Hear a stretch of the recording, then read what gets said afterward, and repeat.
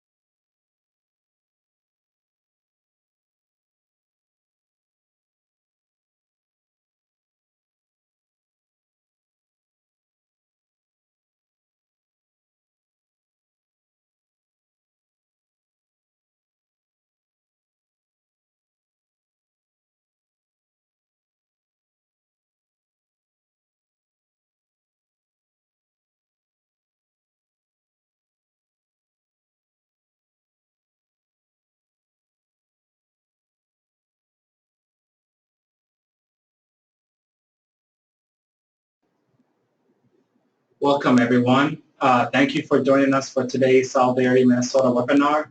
Since the launch of Solidarity Minnesota on Monday, we have been very excited about the energy that we have seen from the community, and the response has been incredible and welcomed. Just a little housekeeping before we get started. If you have any questions during the presentation, we invite you to type them into the question box, not the chat box in your GoToWebinar control panel. We will bring them up during the presentation, and we will also have time for you to ask us questions at the end. If you prefer, at the end, we will have time for you to ask verbal questions. In the meantime, we ask that you type into the question box any questions or thoughts that you may have for us. Next.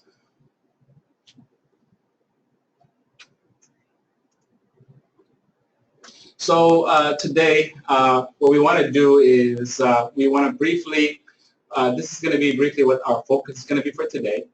First, we're going to introduce you to the presenting team. We are a larger collaborative of folks who have been working on this initiative, and there's going to be 3 of us today who will be talking with you about our work with Solidarity Minnesota. Then we will explain a little bit more briefly about Solidarity Minnesota. The micro grant, we'll go into details about that. We'll also hope to provide some insights into the eligibility, as well as clarifications that may be needed for the application process as well. And as I mentioned earlier, at the end, we will have a chance for you to ask questions as you like. Without further ado, we'd love to present you to the presenting team. Awesome. Thank you, Wally. Hello, everyone. My name is Lulit Mola, and I am Policy and Community Engagement Manager at Greater Twin Cities United Way.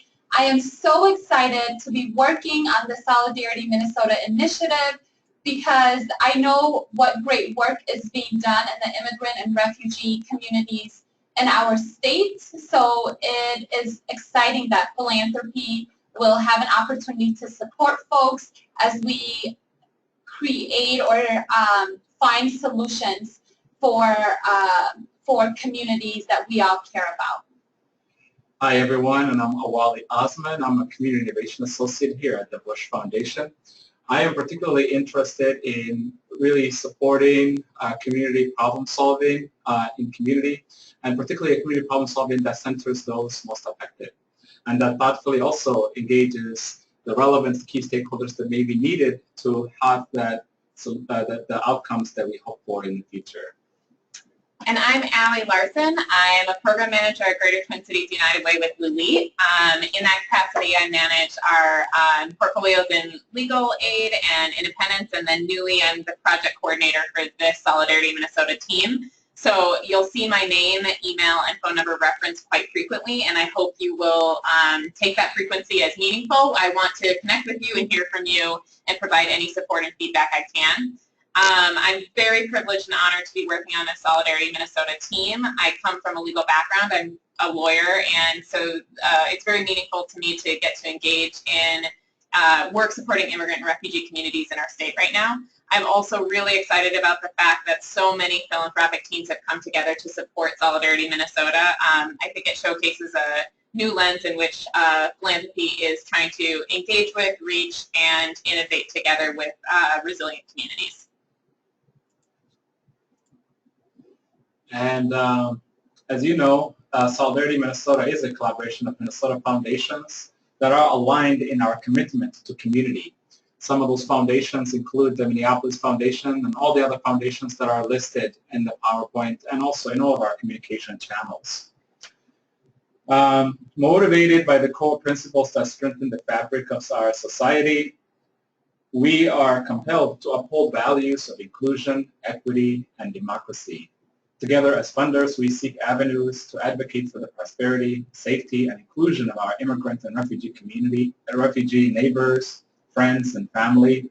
The work of Solidarity Minnesota centers around community engagement to help ensure that the collaborators' core objectives are rooted in the wisdom and voices of communities most impacted. So at this point, we would like to ask for your participation in the poll that we just asked.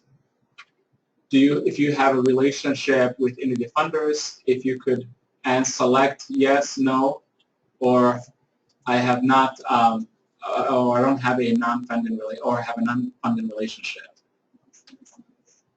No, I mean.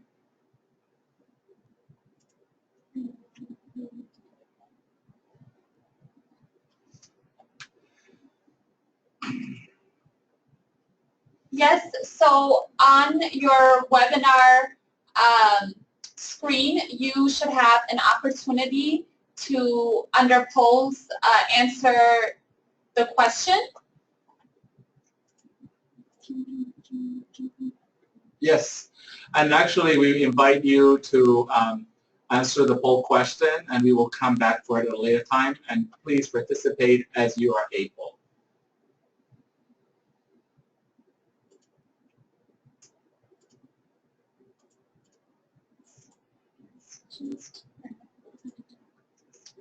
We're having some technical difficulties right now. Just hang tight with us for a second.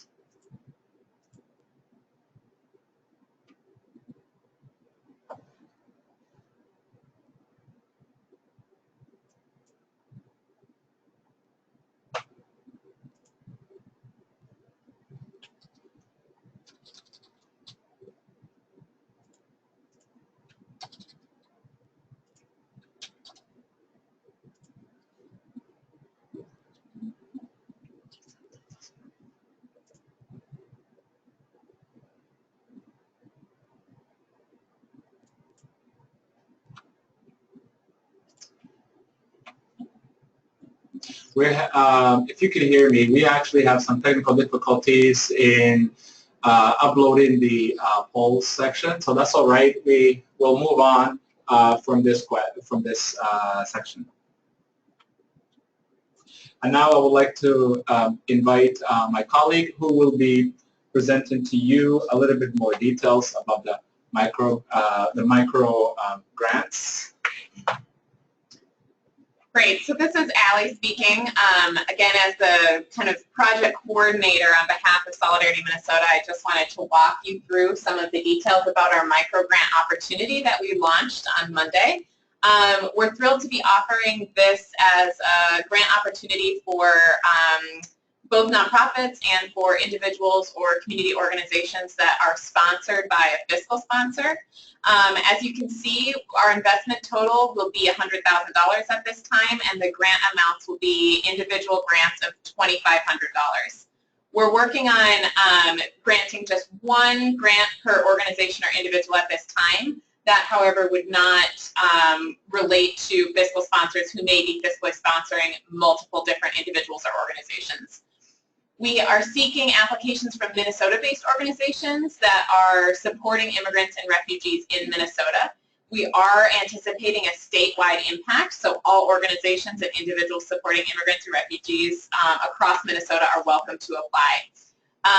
We're really committed to making this a process that's accessible to the community I hope that you've taken a look at our application, and if not, you'll see it when Lulit walks us through the process. We've put a lot of intentionality around creating something that was short, that we hope will take 30 minutes or less of your time, and that will give us the core information we need to make the best possible decisions with limited resources. We're also committing to a couple weeks of turnaround on grant decisions. As funders, we understand and recognize that power is tied to money, and we want that money to be in the hands of community as quickly and as robustly as possible. So our commitment to you is that we will turn the grants around as soon as possible. The responsibility on your end would be to get us the most complete applications possible. So when you're filling out the application, please check in with me if you have any questions or concerns. Try to get me all the information that's in there. In particular, if you're working with a fiscal sponsor, it would be great to make sure we tie up all those documentations to showcase the 501c3 status and to make sure you're attaching a letter confirming the relationship with the fiscal sponsor. Again, Lulit will be walking through that process, so you'll see all those questions available. We may have an opportunity to make additional microgrants available in the future. One of the things that the collaborative has been focused on is centering our work around community engagement and using community engagement as a strategy through which we identify every aspect of the project. So one aspect of community engagement is the receptivity of you, the community, to this grant opportunity. If there is a massive interest in this particular type of grant, that would then be upon Lulit and Wally and myself to bring that information back to the leadership team and ask or solicit additional resources. In addition, we're planning on making larger investments available later in summer or early fall. We're not sure yet how that RFP will look. It will be slightly more robust. We're also not sure yet what the level of investment will be. So we will be engaged as early and as often as possible with you, and certainly providing more opportunities for webinars, questions, and detailed communications about that opportunity when it arises. You'll have noted, if you've taken a look at our website or the application, that we have information available in Somali respecting the oral tradition of the culture, and also a translation of our application in Spanish. So a huge kudos to our community engagement team, including Wally and Lulit here, who made those accessibility features possible.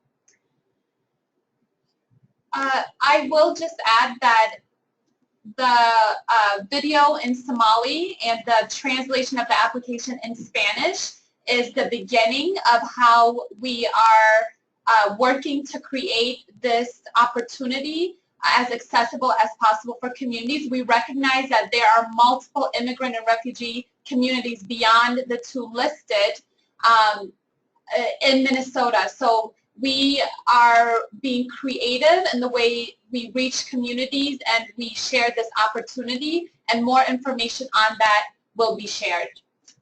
Thanks to the question that came in about deadline. That's actually come up a few times, and I think we want to edit the materials to reflect a more clear answer.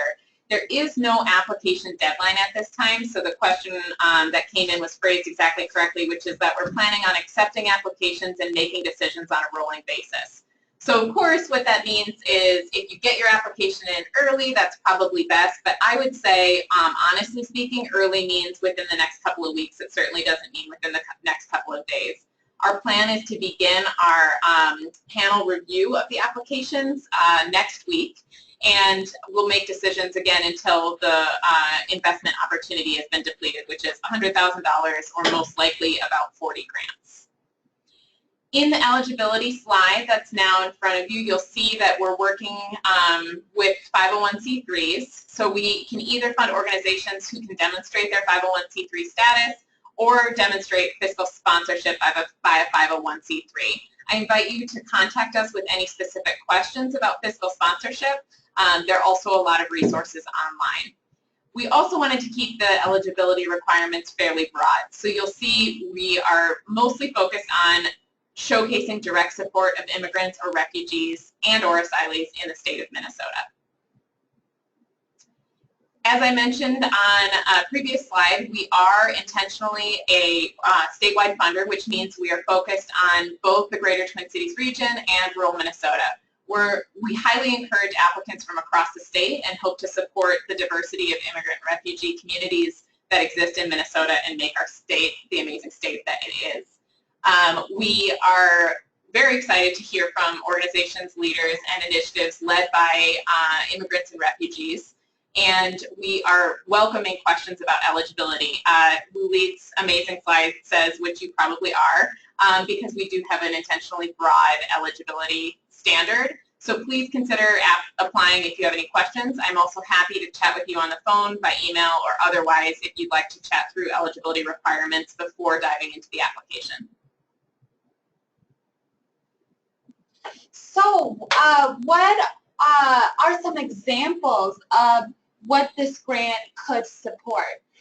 This is also listed on the RFP, but some direct service work that you may be doing that includes interpretation, health and wellness, shelter and housing for immigrants and refugees. Perhaps you want to use these microgrants for legal advice and representation, or organizing in the community, or supporting the staff. There's also ideas around media and communications, or advocacy and public policy, or maybe you just want to continue doing the great work that you're already doing but need some general operating support. These are examples. I will go a little more in depth with a concrete example as I'm walking you through this application. Now I'm just going to cover the general application structure, how you can access it, how you can apply, etc. So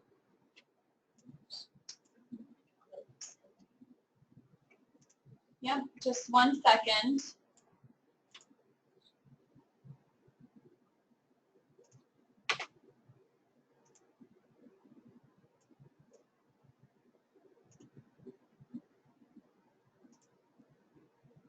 We just need to share our screen.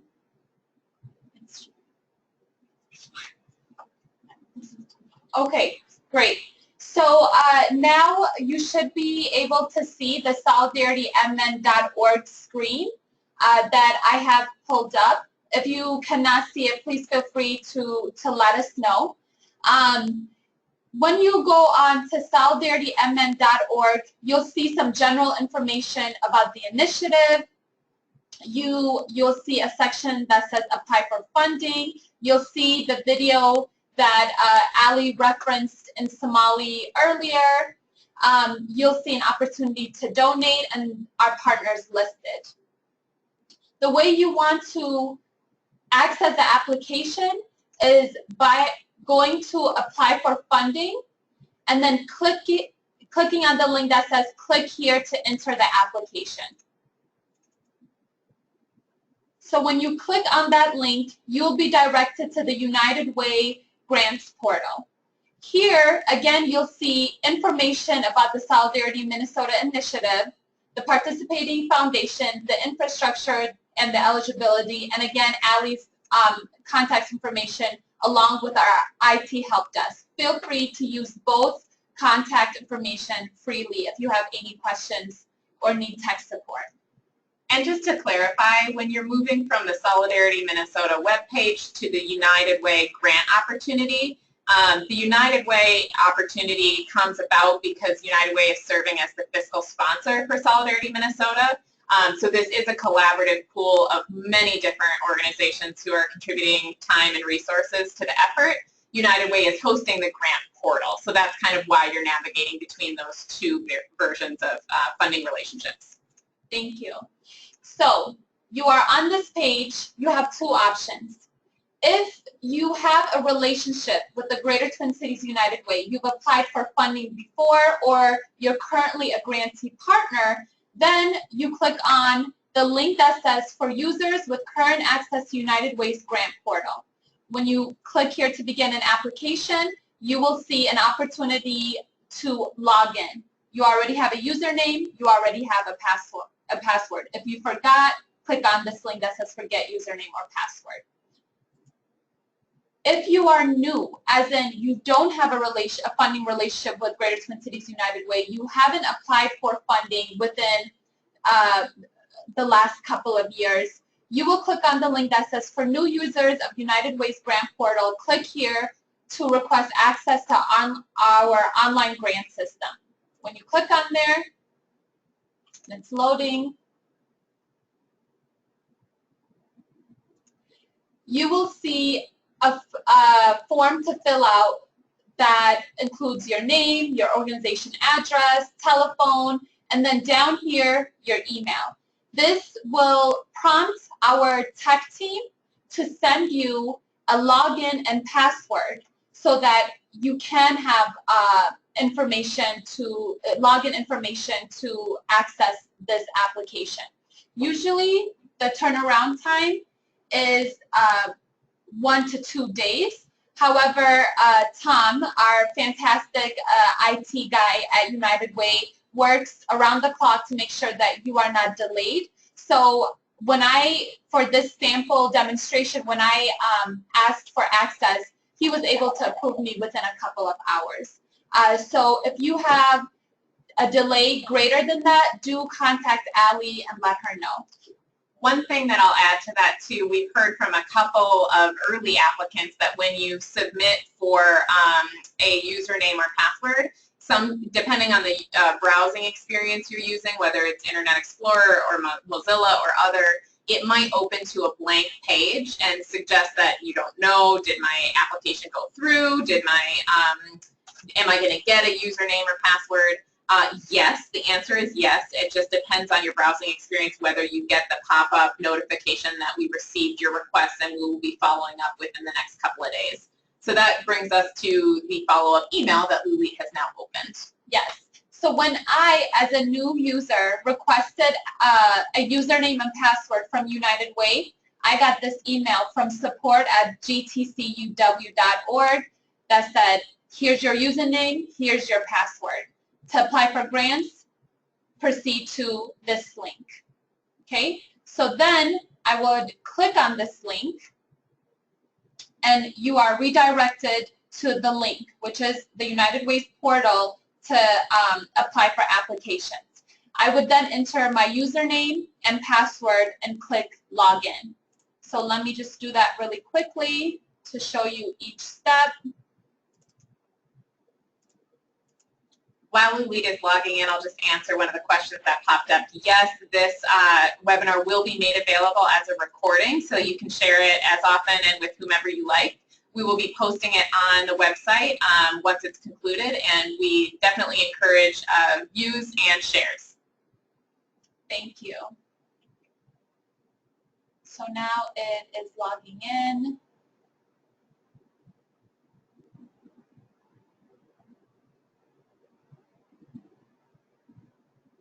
Hopefully your Wi-Fi is faster than ours right now. So when it's logged in, you will see this home page. Welcome to the Greater Twin Cities United Way Agency dashboard.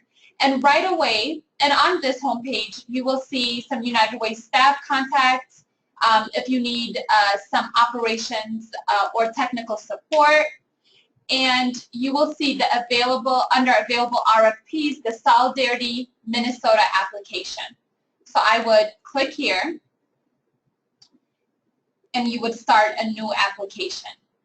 Now I've already begun an application, so I'm going to click on my example application.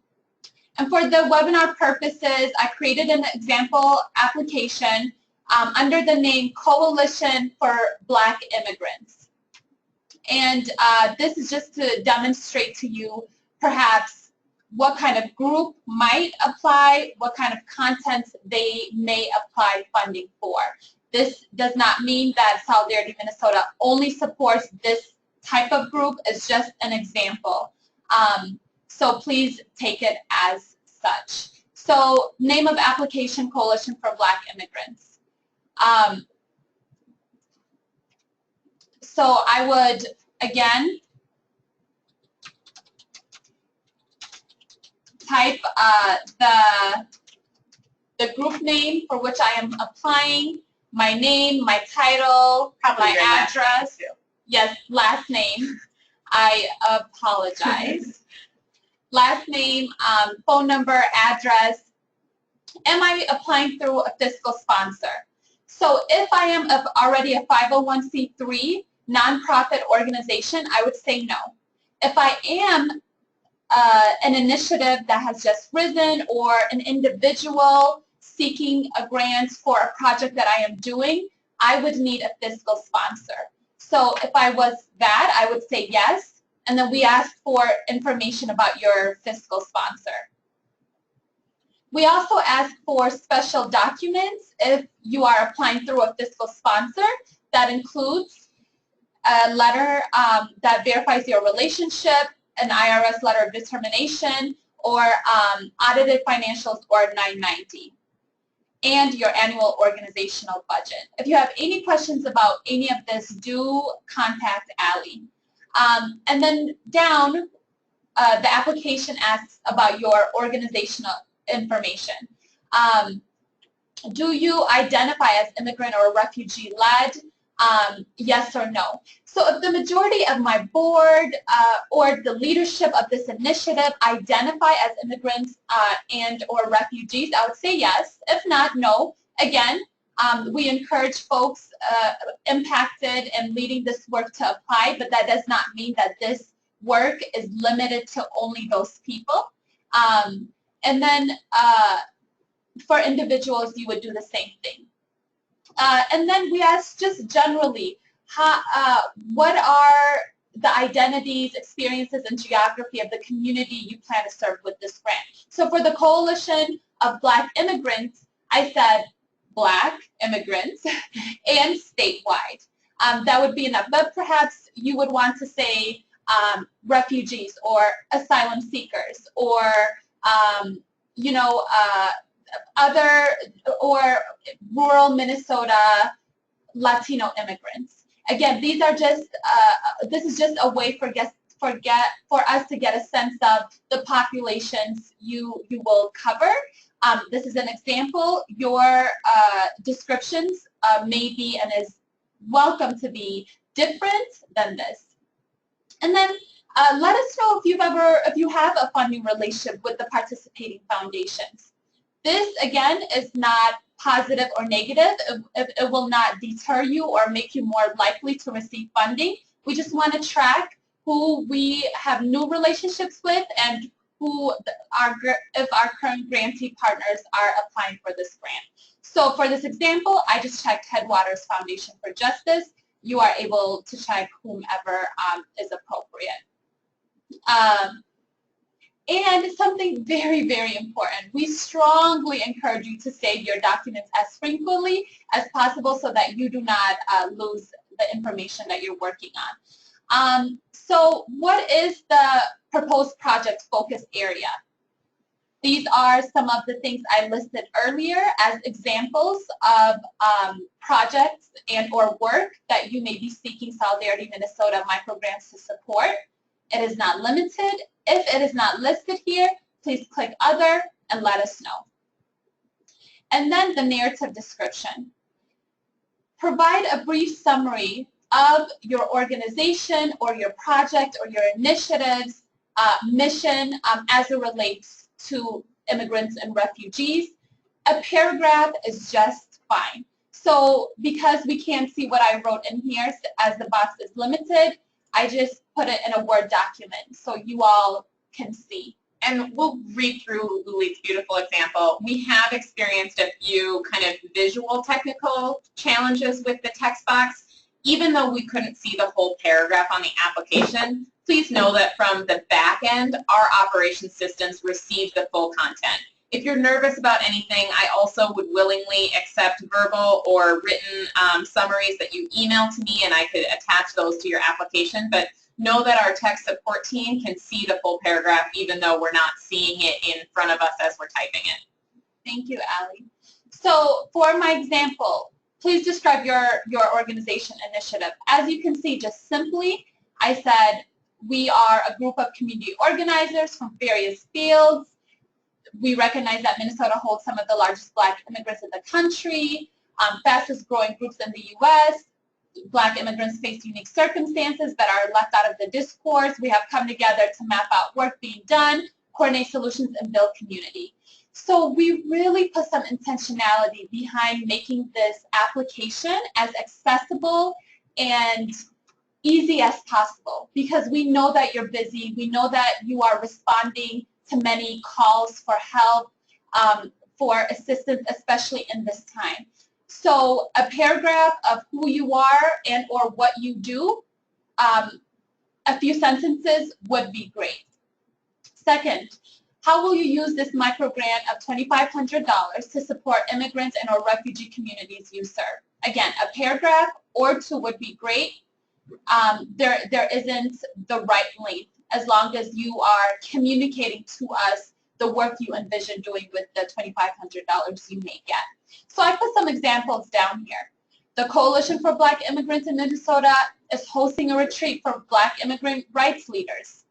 Okay? Or the coalition may be holding a healing and self-care space for staff and professionals in this field. Or the coalition is hiring an attorney to respond to the legal issue of. Or the coalition needs an interpreter at. Perhaps the coalition needs support in supporting a media campaign to tell the stories of immigrants and refugees. Or again, we just might need general operating support to continue doing the work we want to do. Now, I've listed these as examples. You obviously want to expand on this a little to say, for example, if the coalition is seeking money to support a retreat, what will the retreat cover generally? When are you planning to host the retreat? What else do you want to tell us about the retreat that we should know? How do you think it's addressing the issues and bringing solutions forward? There aren't right or wrong answers. Whatever you feel like you need to communicate in order for us to understand how this money will support your initiative is the right way to do it. Again, we want to make this easy. We want to make this accessible. Allie is very open to connecting with you about answering questions and or taking attachments that you feel perhaps don't fit into this application so that you're able to do this with the least trouble as possible. And then below, you have the option to save or you have the option to submit. Before I get off this page, I also want to say that all of this is also available in Spanish. So if you go back up and click on Espanol, you'll see the whole application in Spanish. To answer a few of the questions that have popped up that are very relevant to Lilith's beautiful example, we had a question about what types of legal services we would fund and whether we prioritize or prefer specific applications for projects rather than general operating support. We don't have a firm answer for either of those, and I don't mean that to be difficult. I mean it to be encompassing. If you are applying through a legal lens, tell us the legal work that you want to fund. If you want to fund hiring a lawyer to do a Know Your Rights campaign, if you want to fund beverages and some snacks because you have a pro bono lawyer coming to talk, if you want to fund specific legal support for a targeted issue, or maybe you need a lawyer to draft some information for your staff, those are types of projects we would love to see. We'd also love anything that we don't know about. Just let us know what you're thinking.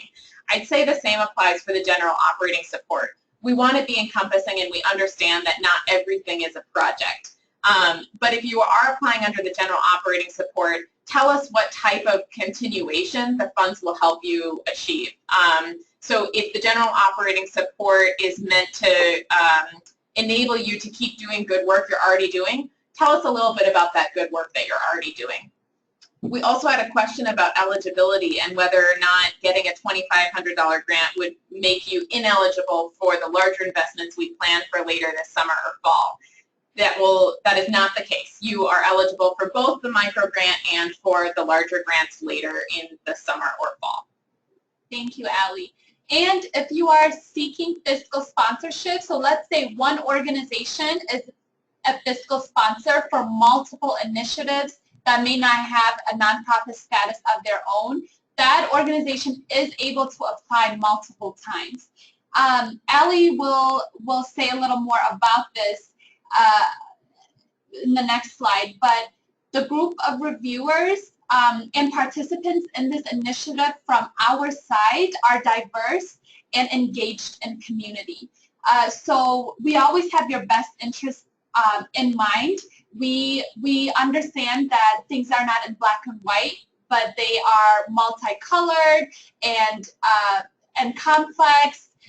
So we look at these proposals from that lens, and we will try to support you the best that we can with the funds that we have. So just again an idea, and again no right or wrong answer. In your chat box, feel free to list some immediate ideas and or projects that may come to your mind to submit for a proposal for Solidarity Minnesota.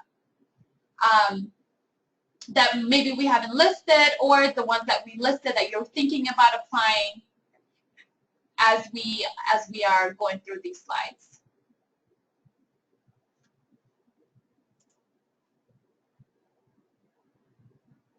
Make sure that when you are typing in the chat box that it is to all entire audience and not just to us, so that we are engaging with each other.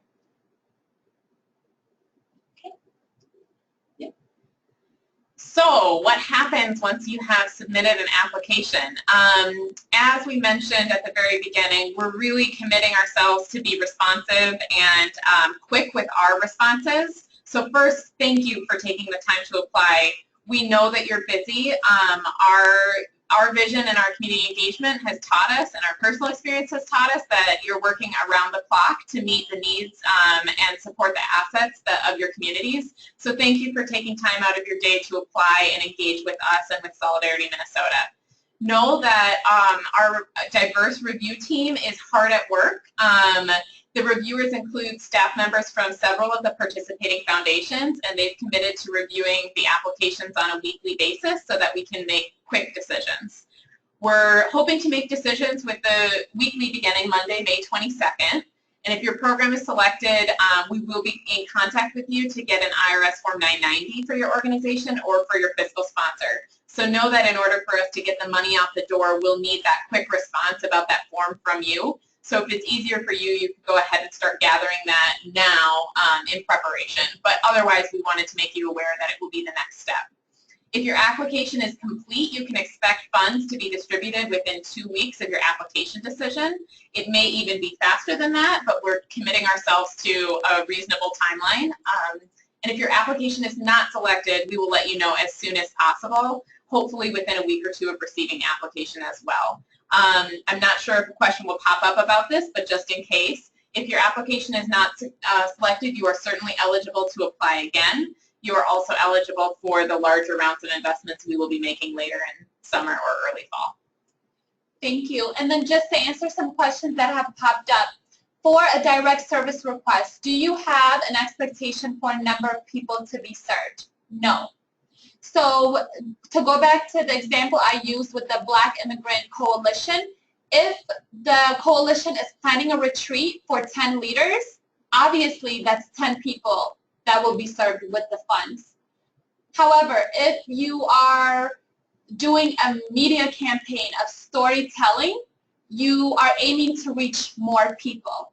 So we do not have an expectation as long as you articulate how you hope the work that you are doing that is supported by this grant will reach immigrants and refugees.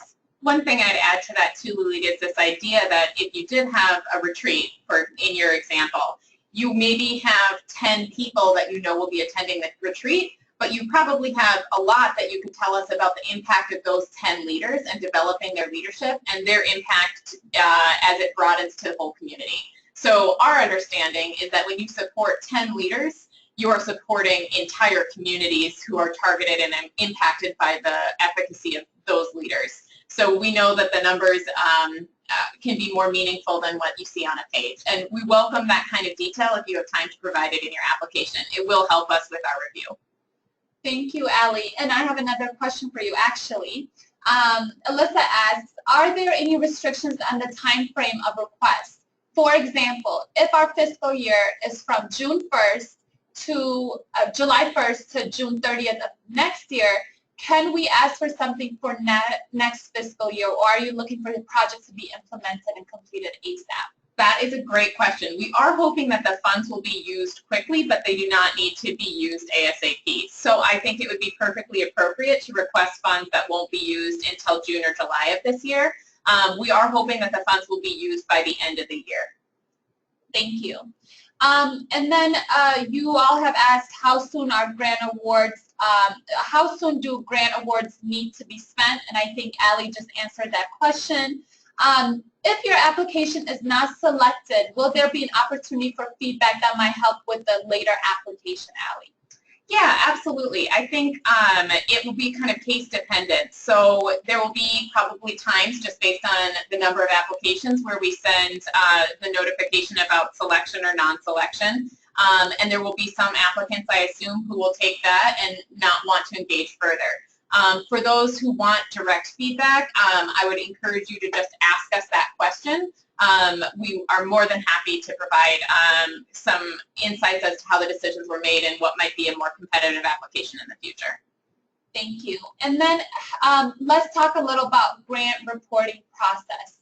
What, if any, is there for that? Yes, thank you for that question. And we do have it on some of the very basic frontline information on the standing page, the one that you get to at the Greater Twin Cities United Way. We will be soliciting essentially a paragraph or two narrative about the impact of your work. So if you're selected to receive a Solidarity Minnesota grant, Solidarity Minnesota as a team wants to understand what you accomplished with the funds. We're not looking for a lot of detail. We want to respect that these are small investments or relatively small. We also know they could have huge impact for your community, and we want to celebrate your work and support the growth of this initiative. So, hoping that the funds will get spent sometime this summer or fall, we will be soliciting those narrative reviews in, I would guess, about August or September of this year. If you don't plan to use the funds until November or December of this year, I would just need kind of a one-on-one communication with your organization about the delay. Maybe it's because a retreat isn't planned until the end of the year, in which case we would create an opportunity for you to give feedback after the retreat. For all others, we anticipate the funds will be spent a little more quickly, and we'll be soliciting a narrative summary, again, 1 or 2 paragraphs towards fall of this year. Thank you. Monica, thank you for your question asking us to say more about this type of funding. Are we planning on making this type of funding available on a continuous basis, or is it dependent on engagement, and how long would we try? So to answer this is one part of the Solidarity Minnesota collaboration. The microgrants is an opportunity for us to support work that is being done with $2,500. There will be a second part to the Solidarity Minnesota collaboration of larger grants, which you can expect to hear about as long as you are connected with us. Perhaps you are already a partner with one of these foundations, or you liked us on Facebook, or you followed us on Twitter, or you applied for a micro grant. We'll make sure that we get the word out to you when the larger grants become available. You know, I really like Monica's question too, because it brings up that perspective that we really are testing a new avenue here in terms of philanthropy engagement with community. I mean, I think others have done this before, but we're trying to be pretty rapid in our response, and we are looking to community to kind of give us the feedback about whether this is working. Is the $2,500 grant amount the right amount? Is this the right way to be processing the information with limited resources? Are we getting it out fast enough? Are you feeling engaged with the process? So we appreciate the questions and certainly appreciate feedback about whether this is a valued approach or if something else would better meet your needs. So please be in touch. Thank you. And then Linda, thank you for your question. Are there possibilities or restrictions for organizations or individuals applying for the grant and doing collaborative work? Linda, the answer is there are no restrictions. The possibilities are endless. We encourage you to collaborate or not collaborate as you deem appropriate. Again, this is about how you think your work best supports immigrants and refugees of all communities. not necessarily what we think you should do to respond to needs. So obviously we have been getting a lot of questions and feel free to give some feedback. We still do have about 15 minutes in this webinar. We can continue speaking with you. I will say though, while we're waiting for more questions, contact our team. So again, this is probably the 10th time we're saying it. Allie is excited to connect with you via email, via phone. Contact our IT help desk if you are having any trouble applying for the application or requesting a username. We are here to support you, and we are here to work with you to make this as easy as possible so you can continue doing more work. Paula is asking the question, if we have more than one possible project for this and we would like to run by these options and see which would be most interesting to Solidarity Minnesota, is this possible? You know, I think that's a good question, Paula. I'm more than happy to connect with you about the different projects. I am not part of the review team, and so I wouldn't be able to give feedback about perhaps what's the most persuasive project. It would depend on what the review team assesses and thinks and feels, and so I certainly wouldn't want to persuade you one way or the other. That said, I can certainly chat with you about some details that might be helpful to include so that we're making sure that the review team fully understands the proposed impact of the various projects you're thinking about. Thank you, Allie. And Paula, I would add on to that. It's really, we're approaching this by not necessarily what would be most interesting to us, because again, as a review team, we are engaged with this work. We are not new to the issues and solutions that immigrants and refugees have and are facing. So what do you, as a person working in this issue, think could serve communities at this time best? What is interesting to you? What would be interesting to communities? That is, if I were an applicant, that I would think about first. And then what you think will naturally fit with what we think. Again, there is no right or wrong way to do this. We center communities, we center diverse voices to find solutions and to support work that is being done. So I really encourage you to think about that as you are applying. Monica, you want us to send contact information by email as well as include it in the email list so we can be connected. Yeah, we can follow up on this webinar and send you our contact information.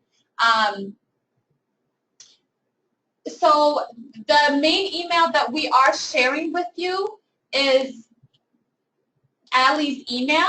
Right here it is listed, allie.larson@gtcuw.org.